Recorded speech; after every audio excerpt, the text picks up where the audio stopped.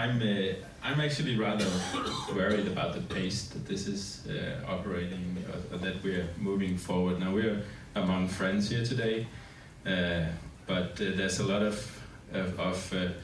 friends out there who don't know anything about district heating. They hardly know how the heat system is actually working.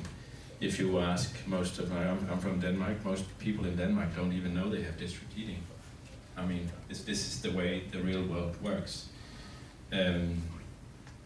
Our research is about changing the mindsets about how you think about the energy system design and how we can transfer our energy system into something which is much more sustainable.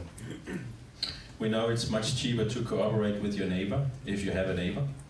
We know that we need to heavily insulate and do our houses and do energy savings, and we also know we have to do that together with district heating, and that there's an advantage in doing that. We know that the technology is really already there. There's a lot of times, especially politicians, say that, well, we need to do a lot more research, we need to do a lot more on this issue or that issue. The heating sector is the biggest challenge that we have. We spend in Europe 400 billion euros on imports of fuels every year.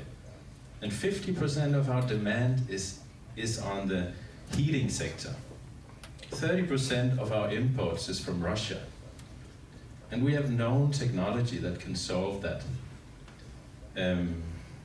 I hate to I hope you don't think I'm a grumpy old professor, but I'm just wondering, how many facts do we need to have on the table before the legislation starts to change? Now, I'm very happy about the strategy that is being put forward and that we're actually moving forward. And I'm also happy that there's some focus that we need to move away from silos and more into a more holistic thinking. But I'm wondering, is what the focus is about financial mechanisms and modular packages? Is that just a transition, or is that enough? Is that an icebreaker? We know what kind of policy measures can work. We have seen them. Infrastructures like district heating is a very long-term investment.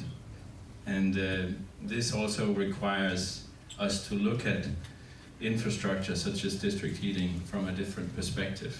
Like we look at water, like we look at sewage, like we look at other utility systems. We have to be careful about who we invite in when we do these investments and what kind of policy measures that we do if we really want this to be successful.